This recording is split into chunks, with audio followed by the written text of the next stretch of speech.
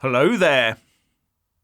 So the horse has finally bolted as New Zealand Prime Minister Jacinda Ardern quits for an easier life.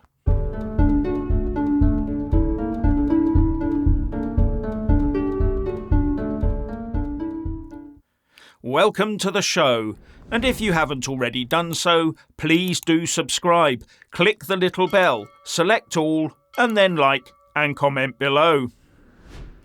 I can hear the sound of ordinary New Zealanders slamming the stable door shut behind Jacinda Ardern so as to not let her back into power. This is the woman that introduced her fellow countrymen and women to the liberal lefty brand of a tyrannical state. Now, despite her and her party plummeting in the polls and coming under ever more intense fire for decisions made, the excuse she gives for leaving is that she hasn't got enough left in the tank. Well, at least she's got enough left in the bank. And was she pushed? Or has she been offered a carrot on a stick? Anyway, the right-minded people of New Zealand will never forget how she forced her draconian laws on them, coercing them into questionable medical procedures so as to get her permission to go about their daily lives. And then she derided those that didn't follow suit. Well, now that people have finally woken up to the damage done to the New Zealand economy and people's health by closing down an entire society, her popularity has fallen off a cliff. Then factor in the new emerging data over the safety of something she mandated, causing people to leave us sooner than expected. Well, it's time to leave the country, isn't it, Jacinda? But who will replace her? I suppose we might have to check the Davos attendees to work that one out. But as far as I can see, there's just one New Zealand government attendee, Damien O'Connor, the Minister of Trade and Export Growth. But he doesn't seem to be a front-runner where the New Zealand and wider press is concerned. So maybe not. Now, the problem we have globally is nearly all our politicians are on the same side, pushing for the same things, just waving different coloured banners to pretend they are somehow different to each other, but they're patently all the same.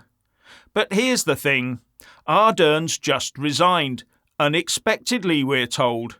But unlike the UK Tory party convoluted leadership contests, a fresh leader for the New Zealand Labour Party will be selected within days, by this Sunday in fact.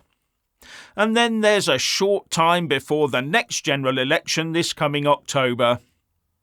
Now I wonder which global leader will be gone next.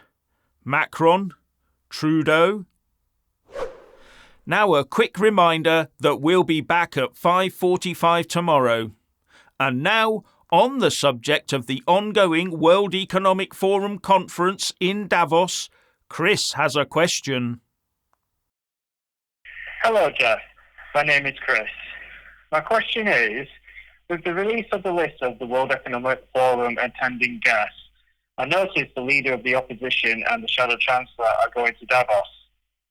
With the likes of the CEO of BlackRock, Amazon, head of the FBI being at the particular meeting, are they potentially both compromised? Thank you, Jeff. You're right. Rishi Sunak isn't going, but the Labour Party leader Keir Starmer has turned up to talk about his green economy plans for growth with the great and good CEOs amongst the big corporate world.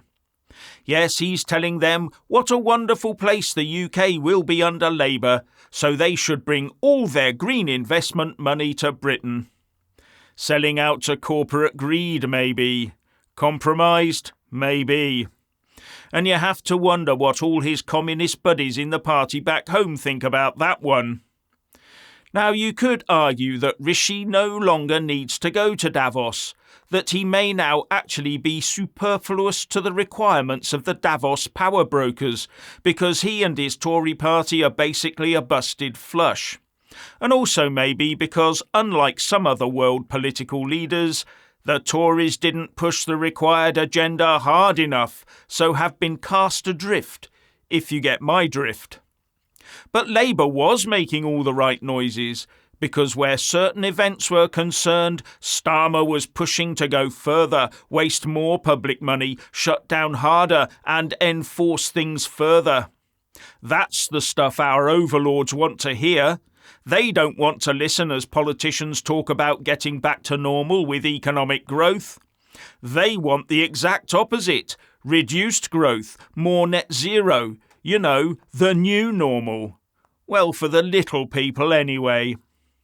Now, other UK attendees are Grant Shapps, the Business Secretary, Kemi Badenoch, the Trade Secretary, Zach Goldsmith, Minister of State for the Commonwealth and Overseas Territories, and Energy, Climate and the Environment. And one attendee you may not have heard of before, Nicholas Lyons. Now, he's the other Mayor of London, the Lord Mayor of the City of London, as opposed to Sadiq Khan, who's the London Mayor. Yes, the city has its own mayor. It's almost like its own little country. And as the Lord Mayor of the City of London, Nicholas Lyons is an international ambassador for the UK's financial and professional services sector. Then there's another, Richard Moore, the head of MI6.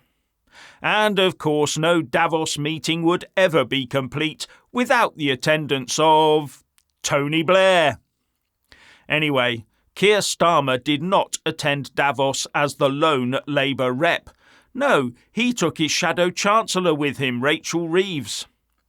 Wonder how the Labour deputy leader, Angela Rayner, feels about that. Is she being sidelined? Now, before the next segment of the video, please don't forget to leave us your own short and sharp question on 07999 297 611, and we might play it out and answer it on the show. And please, if you do find a video of interest on social media, please send the link to jeff@jefftaylor.tube. Well, what's going on here then? We have Dover to Calais ferries being suspended. We have Eurostar trains being cancelled. And trains everywhere being cancelled. What is all this about? Well, it's not to do with Brexit, I can tell you that. It's about the French going on strike. Yes, massive strikes in France. They've decided to really go for it. It's a Black Thursday of strikes in France. Meltdown in industrial action. And why? Because, as I've said before, President Macron wants to extend the pension age from 62 to 64. And the French are up in arms about it. They're all upset. Now, normally when the ferries and the trains get suspended between us and the European Union, all the press are there at Dover trying to get photographs and footage of all the ferries that have, and all the tailbacks that are there of lorries, and the ferries being cancelled and just waiting in the harbour. Well, this time, because it's not to do with Brexit, I've seen absolutely no reports of this and no indication that anyone's sending any reports to have a look at it. Well, that tells you all you need to know, doesn't it? Now, beware of scammers messaging you and saying things like, "Hi Mum," or "Hi Dad, I've lost my phone and am messaging you from my friend's phone. Please message me on my new phone on WhatsApp on this new number." It's almost certainly an attempted scam. Otherwise, why not leave their name or just call and leave a message? Stay safe out there. And finally, when subscribing, please don't forget to press that little bell and also select the all option, or you won't get any notifications when I publish a new video. And thank you all so much for taking the time to watch the show.